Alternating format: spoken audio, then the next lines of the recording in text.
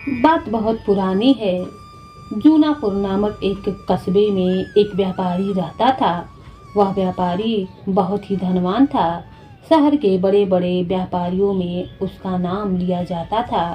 धीरे धीरे समय बीतता गया। फिर एक दिन उसके घर एक पुत्र का जन्म हुआ। उस पुत्र के जन्म पर वह व्यापारी बहुत ही खुश हुआ। उसने अपने पुत्र का नाम नंदन रख दिया। व्यापारी ने सोचा कि अब उसका पुत्र बड़ा होकर उसके कारोबार को संभालेगा और एक दिन वह अपने शहर का सबसे बड़ा व्यापारी बन जाएगा। उस व्यापारी ने अपने पुत्र का अच्छे से पालन पोषण किया, उसे अच्छे से पढ़ाया लिखाया। समय के साथ साथ नंदन अब 22 वर्ष का हो चुका था। उसका पुत्र नंदन भी बड़ा होकर अपने पिता के व्यवसाय में मदद करने लगा। पिता अपने पुत्र को अपने काम में सहायता करता देख बहुत ही खुश होता था। फिर उस व्यापारी ने अपने पुत्र का विवाह एक सुंदर युवती के साथ करवा दिया।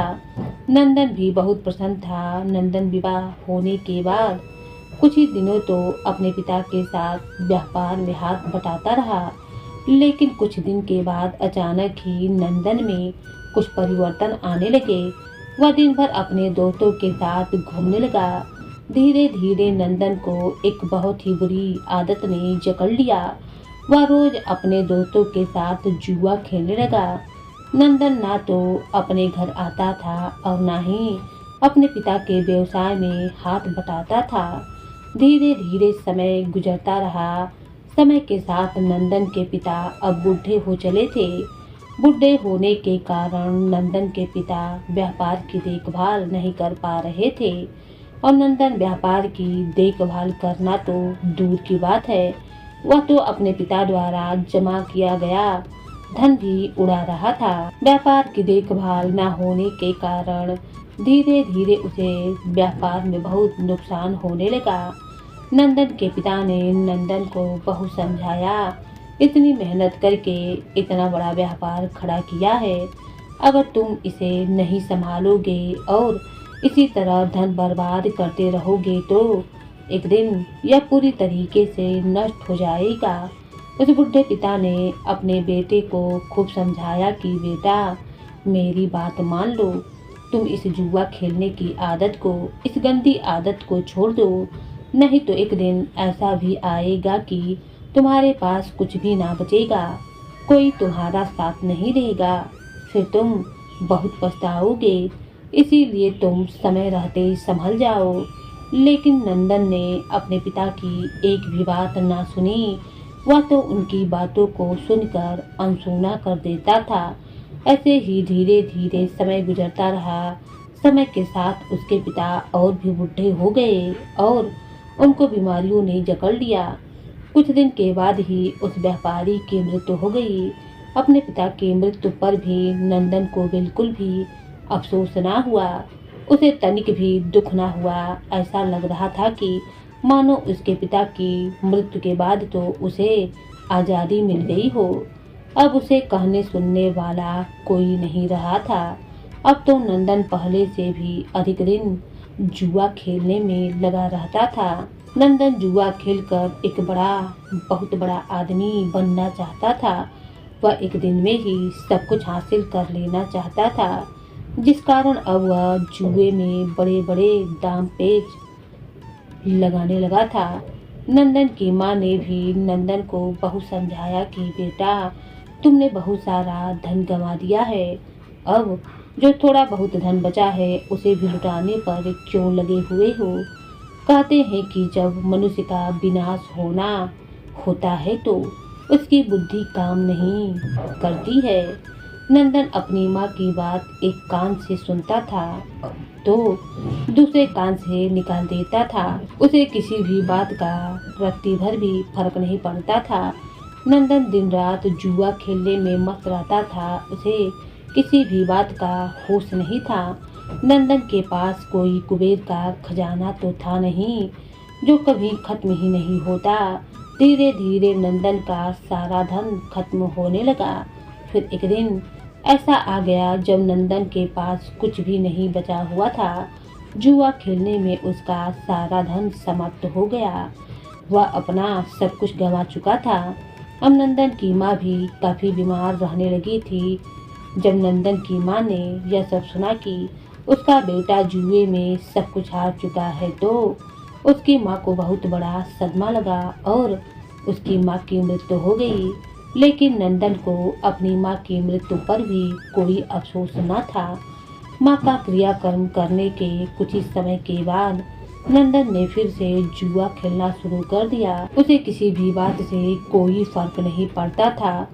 उसके लिए कोई जिए या मरे, लेकिन वह तो दिन भर जुआ ही खेलता रहता था। अब तो वह दूसरे व्यापारियों से कर्ज भी ले लिया करता था। नंदन बड़े व्यापारी का बेटा था, इसीलिए किसी ने भी धन देने से मना नहीं किया।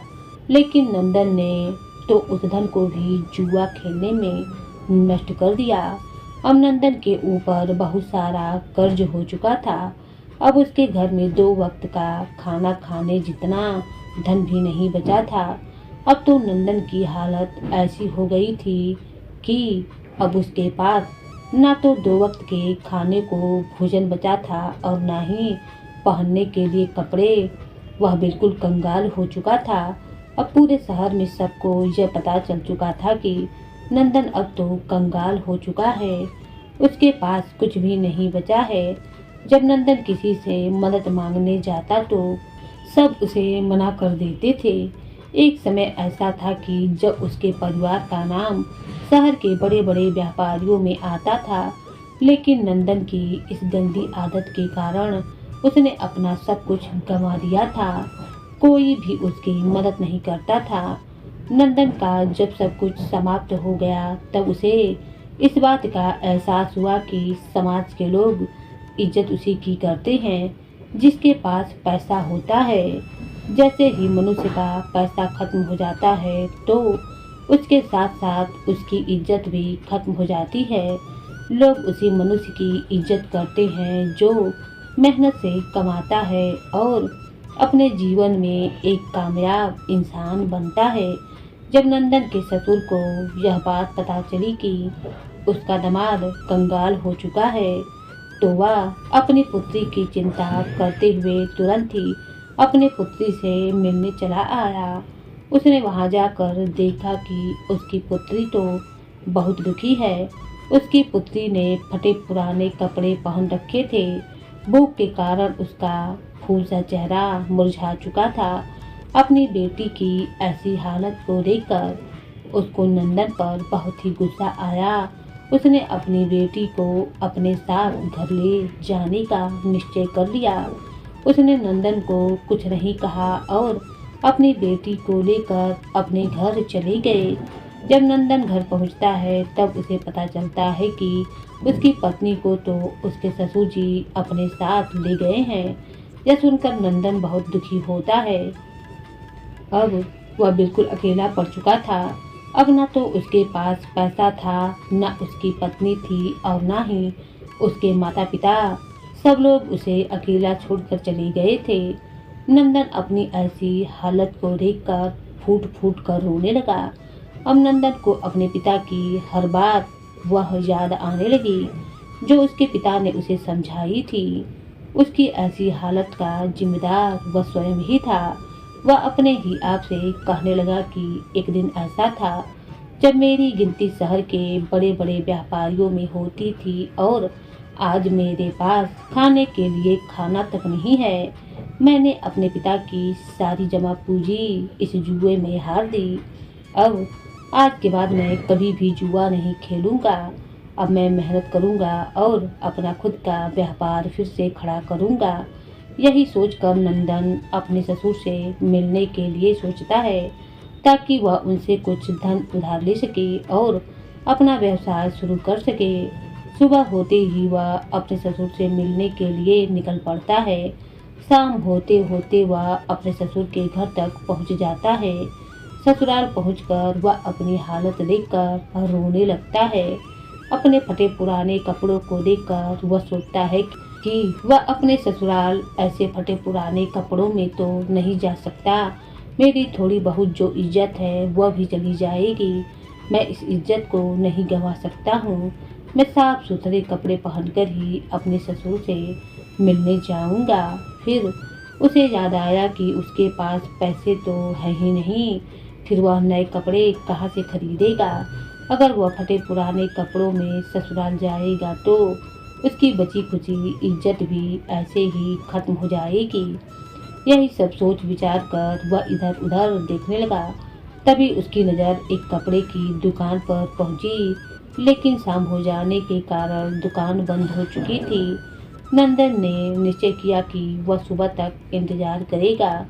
जैसे ही दुकान खुलेगी तो मैं अपने ससुर का नाम लेकर कपड़े खरीद लूँगा और जब मुझे ससुर जी से पैसे मिल जाएंगे तब मैं इस दुकान वाले को उधार चुका दूँगा।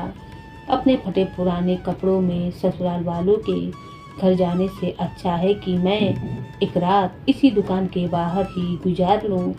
यह सब सोचकर नंदन उस कपड़े की दुकान के बाहर ही सो जाता है। रात्र हो चुकी थी, चारों तरफ सन्नाटा छाया हुआ था।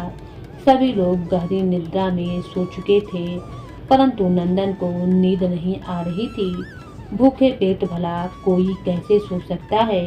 नंदन भूख के मारे इधर उधर करवटें ले रहा था। तभी नंदन ने देखा कि एक युवक चुपचाप दुकान के भीतर जा रहा है। उस युवक के भीतर जाने के कुछ ही देर के बाद ही एक स्त्री भी दबे पांव उसी तरफ आई और दुकान के अंदर चली गई। नंदन को वह स्त्री अंधेरे में भी जानी पहचानी सी लग रही थी। नंदन ने उस स्त्री को ठीक ढंग से देखने के लिए दुकान की खिड़की से दुकान के अंदर झांका तो उसने जो देखा वह देखकर उसके होश उड़ गए, क्योंकि वह औरत कोई और नहीं बल्कि उसकी ही पत्नी थी। फिर नंदन ने अपनी पत्नी और उस युवक की बातें ध्यान से सुनी।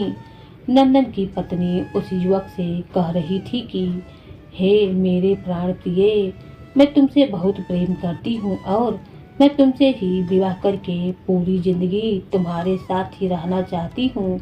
मैंने आज तुम्हें यहाँ एक राज की बात बताने के लिए बुलाया है, ताकि हम विवाह के बाद आराम से रह सकें और हमारे पास किसी भी चीज की कोई कमी ना हो।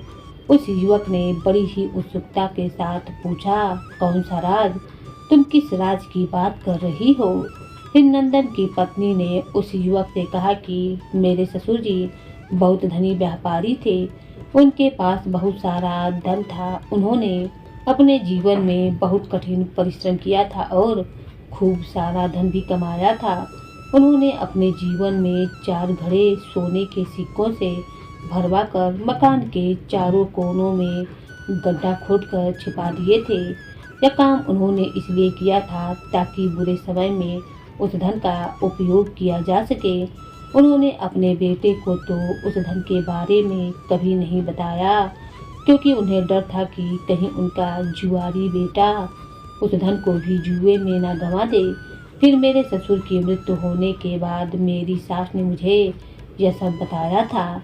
यह सारी बातें सुनकर वह युवक बोला कि अब मुझे क्या करना चाहिए।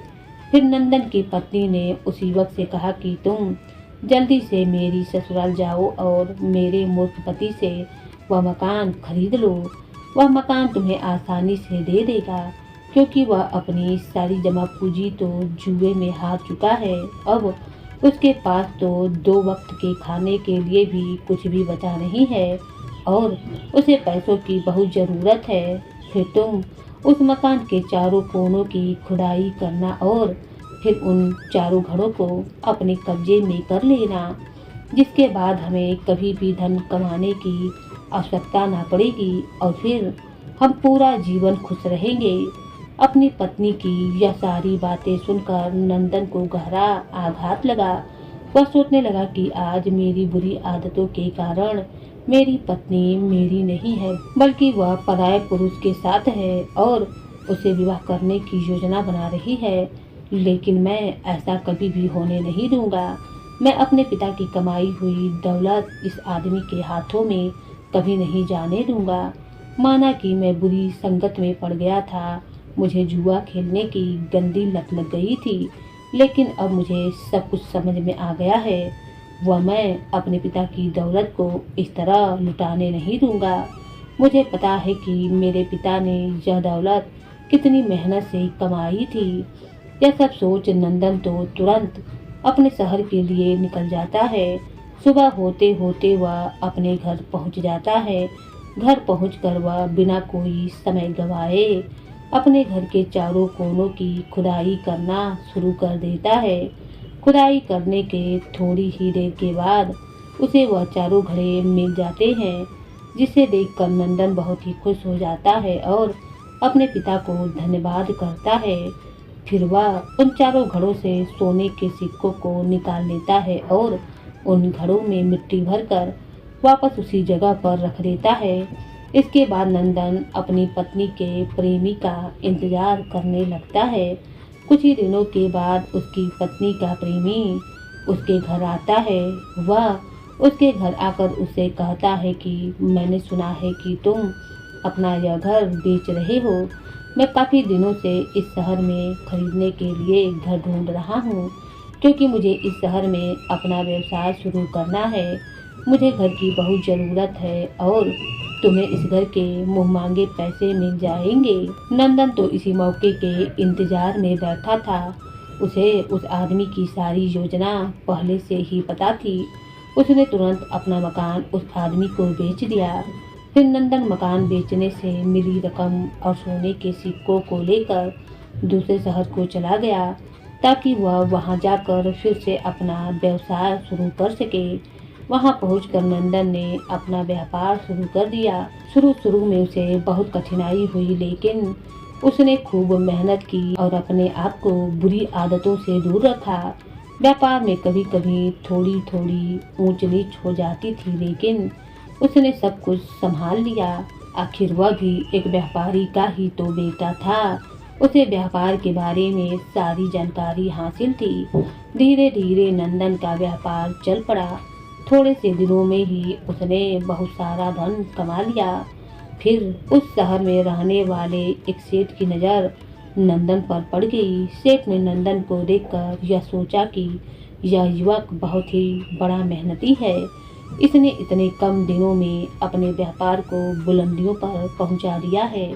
मुझे अपनी बेटी के लिए इससे अच्छा लड़का तो मिल ही नहीं सकता।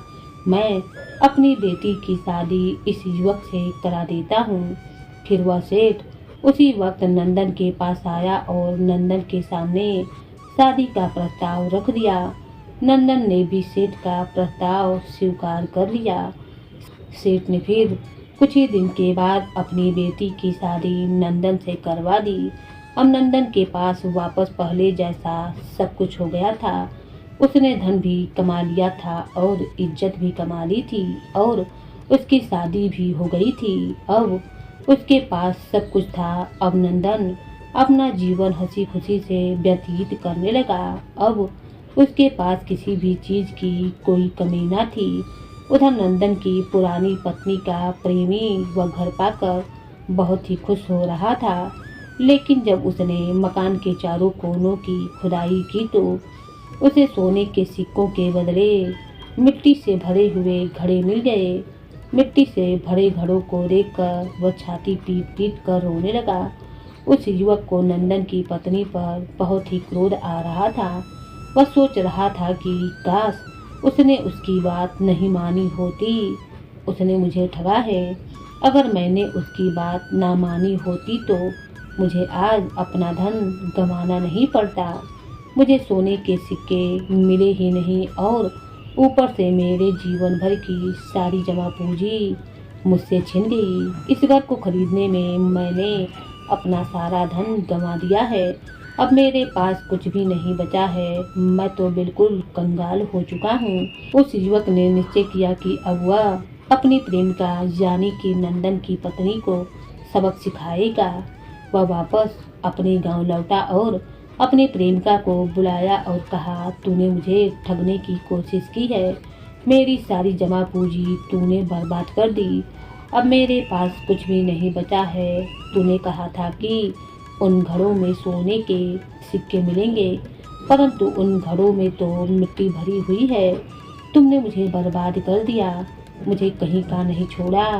मैंने तुम्हारे ऊपर विश्वास किया था, लेकिन तूने मेरी जिंदगी बर्बाद कर दी। अब तू देख मैं तेरा क्या हाल करता हूँ। अब तू किसी को मुंह दिखाने के लायक ना रहेगी। यही कहकर उस प्रेमी ने अपनी प्रेमिका के नाक और कान को छुरी से काट डाला और वहां से चला गया। अब नंदन की पत्नी अपनी ऐसी हालत पर फूट फूट कर रोने लगी। वह इतनी बदसूरत हो गई थी कि अब वह अपने आप को शीशे में देखे तो खुद ही देखकर खुद ही डर जाती थी। अपनी ऐसी हालत की जिम्मेदार वह खुद ही थी। अब वह जीवन भर उसके लिए पछतावा करती रही कि काश उसने ऐसा नहीं किया होता। लेकिन अब जो हो गया था सो हो गया था। बीते हुए कल को हम वापस नहीं ला सकते हैं, बस बीता हुआ कल हमें कुछ सिखा कर ही जाता है। उधर नंदन ने अपनी गलती से पहले ही सीख लिया था कि बुरे कर्म करेंगे तो परिणाम बुरा ही होगा, परंतु अगर अच्छे कर्म करेंगे, परिश्रम और निष्ठापूर्वक जीवन का निर्वाह करेंगे, तभी हमें अच्छा परिणाम प्राप्त होगा। हमारा जीवन तभी खुशियों से भरा रहेगा। किसी ने सत्य ही कहा है कि परिश्रम और लगन से ही कार्य करने पर हम जीवन में सफलता प्राप्त कर सकते हैं। बुरे कार्य करके हमें असफलता ही प्राप्त होगी। तो देखा मित्रों आपने, जब तक नंदन बुरे कर्म कर रहा था, जुए में अपना सब कुछ गंवा रहा था, उसे उसके कर्मों के हिसाब से बुरा फल मिल रहा था। लेकिन फिर बाद में जैसे ही उसे यह एहसास हुआ बुरे कर्म उसे बर्बाद कर रहे हैं, तो उसने बुरे कर्मों को छोड़कर अच्छे कर्मों के रास्ते पर चलने लगा। इसीलिए साथियों, चाहे देर से ही सही, लेकिन बुरे कर्मों का फल और बुरे कर्मों का परिणाम हमेशा बुरा ही होता है। वहीं दूसरी ओर अच्छे कर्मों का परिणाम सारा जीवन में हितकारी होता है। तो दोस्तों, आपको यह कहानी कैसी लगी? लाइक शेयर सब्सक्राइब जरूर करिएगा और हाँ, कमेंट में अपने नाम के साथ अपने शहर का नाम जरूर लिखिएगा। धन्यवाद।